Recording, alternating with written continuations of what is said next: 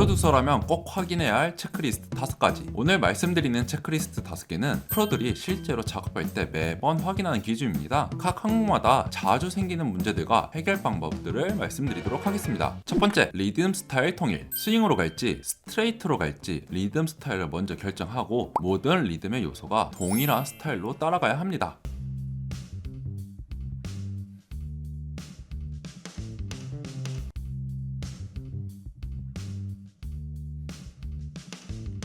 자주 생기는 문제들. 하이햇은 스윙인데 퍼커션은 스트레이트, 베이스는 어중간하게 찍혀있어 전체 느낌이 흔들림, 악기마다 리듬의 해석이 달라 그루브가 합쳐지지 않음. 체크할 것. 곡의 리듬 스타일을 스윙으로 할지 스트레이트로 할지 처음부터 명확히 결정하세요. 하이의 퍼커션, 베이스, 타이밍이 모두 같은 스타일로 움직이는지 확인하세요. 그리고 미세한 타이밍 충돌이 없는지 확인하세요. 해결 방법. 오디오 파일은 리절에서 퀀타이즈를 하고 미디 파일은 피아노 롤에서 퀀타이즈를 합니다. 스윙이면 다같이 스윙, 스트레이트면 다같이 스트레이트. 이 통일성만 잡아도 곡의 흐름이 훨씬 자연스럽게 살아납니다.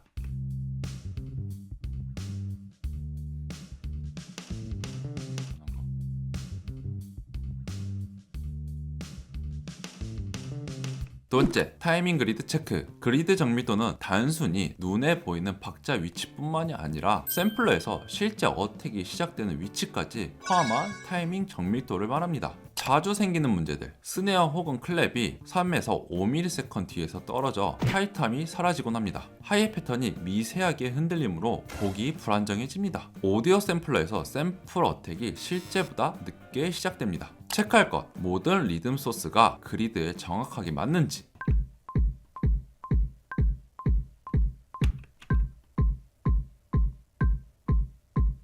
샘플러에서 스타트 포인트가 실제 어택 지점에 맞는지, BPM은 맞는데 물리적 어택이 늦게 시작되는 샘플이 없는지. 특히나 샘플러를 사용하면 미디 노트로 정확하게 찍었다 해도 애초에 포인트가 안 맞으면 계속 밀려있는 문제들이 많습니다. 해결 방법. 오디오 파일은 직접 확대해서 정확한 어택 기준으로 맞춰주시고요. 샘플러의 경우 스타트 포인트를 정확하게 잡아주세요. 그래서 타이밍 정밀도에는 오디오 샘플뿐만 아니라 샘플러의 스타트 포인트까지 포함해서 확인해야 합니다.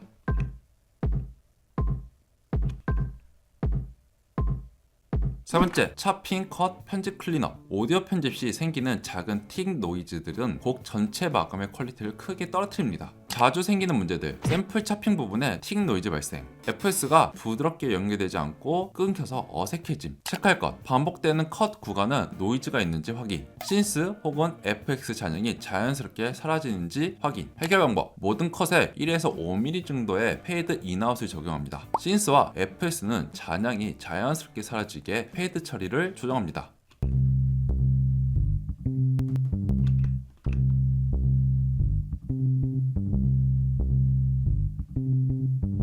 네 번째, 위상 정리. 위상은 사운드의 펀치감과 무게감을 결정하는 가장 중요한 요소 중에 하나입니다. 자주 생기는 문제들. 레이어드한 사운드끼리 서로 상쇄하고 힘이 약해집니다. 체크할 것. 레이어드된 소리들을 하나씩 껐다 켜보면서 서로 어떤 영향을 주는지 확인해 봅니다. 저역이 얇게 들리거나 사라지는 느낌이 있으면 위상 충돌을 의심해 볼 수가 있습니다. 해결 방법. 두 레이어드를 개인 유틸리티 플러그인으로 위상 반전 A/B 테스트를 해보세요. 한쪽을 반전했을 때 저역이 단단해지고 존재감이 올라가면 그전 위상이 이상했던 것입니다.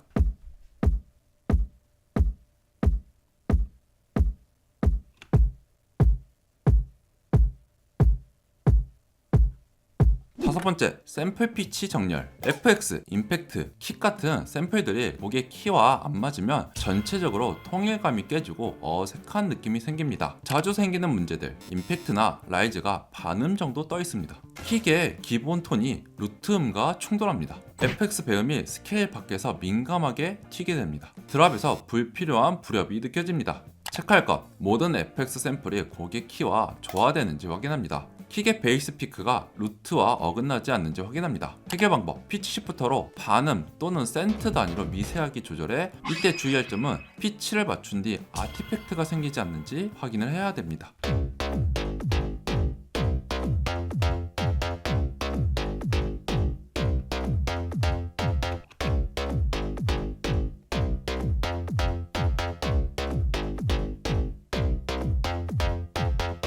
오늘 말씀드린 5가지 체크리스트, 리듬, 스타일, 타이밍 정밀도, 편집, 클린업, 위상, 그리고 피치, 이 흐름대로 잡아가면 곡의 퀄리티는 확실히 프로 레벨로 올라갑니다. 작업할 때 꼭 체크해보세요. 지금까지 미디 셰프였습니다.